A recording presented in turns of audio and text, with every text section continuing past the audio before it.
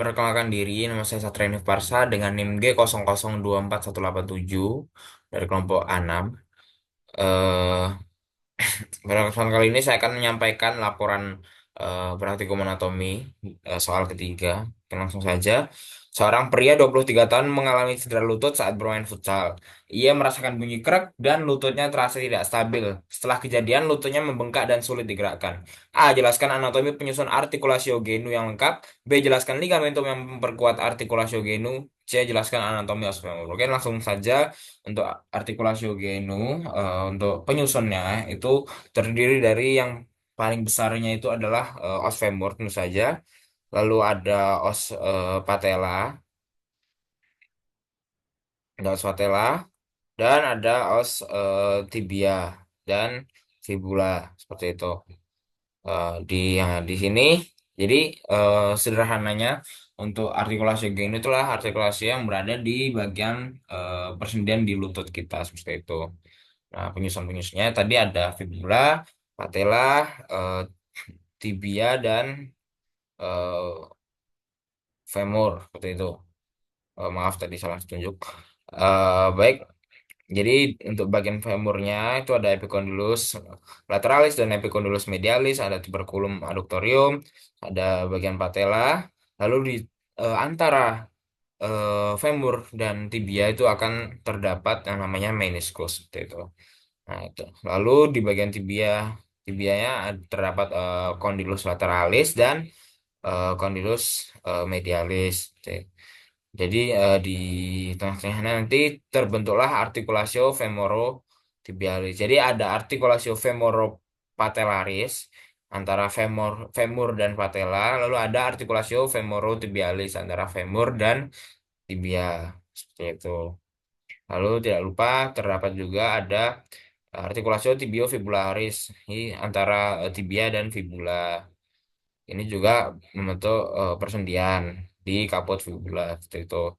Kalau ada tuberositas dan lain-lain ini untuk perlekatan otot di bagian tibia.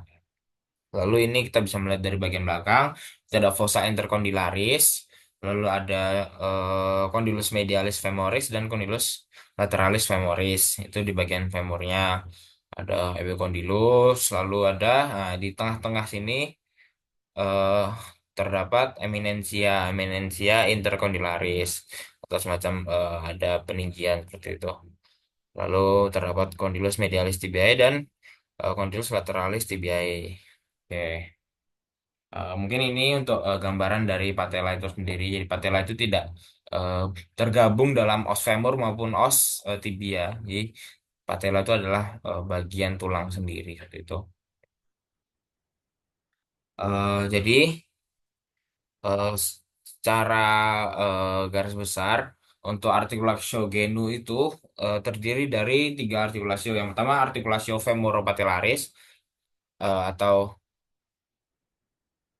femur dan patella. Lalu ada artikulasio meniscofemoralis yaitu artikulasio antara femur dan meniskusnya.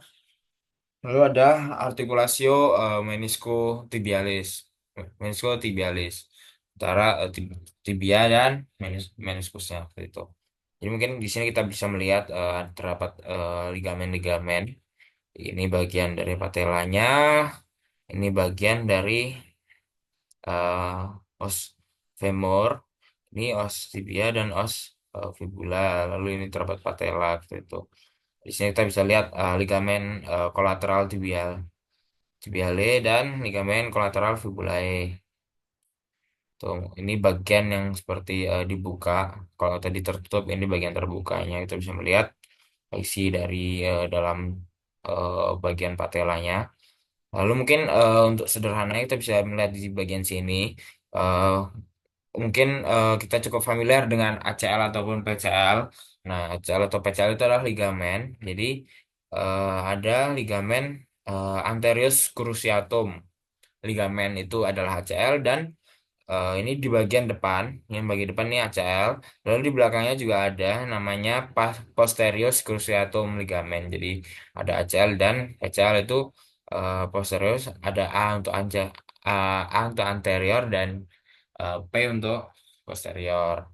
Ini biasanya yang menjadi terjadilah ruptur atau sobek atau kerusakan pada pemain-pemain bola gitu. Jadi kita bisa melihat adanya meniscus lateralis dan meniscus medialis. Meniscus ini semacam bantalan di antara kedua os ini, antara femur dan tibianya. Oke, kita lanjut. Ini mungkin gambaran dari ligamen-ligamennya. Ini terdapat beberapa ligamen, yaitu ligamen kolateral tibiale, lalu ligamen kolateral fibulare, lalu ada ligamen patella, itu di patelanya antara os femur ke patelanya. Ini kita melihat dari bagian belakang. Jadi untuk bagian ligamen patellanya tidak terlihat. Lalu ada yang tadi ligamen meniscofemoral posterius. Ini terdapat, kita bisa melihat lebih jelas ligamen yang cruciatum anterior atau ACL-nya tadi. Lalu ini ligamen collateral fibulare, ligamen cruciatum posterior, ini PCL-nya. Ini PCL, ini ACL di bagian depan. Ini terdapat ligamen collateral tibiale seperti itu. Oke, itu mungkin untuk ligamennya. Tidak lupa ada bursa. Bursa ini semacam bantalan dari cairan seperti itu untuk melindungi pergerakan. Ini tampak samping dari patella, epicondylus medialis, ligamen collateral tibiale, meniscus medialis, tibia dan lain-lain. Tampak samping. Lalu masuki yang selanjutnya itu adalah femur. Jadi kita akan membahas tentang os femur di sini.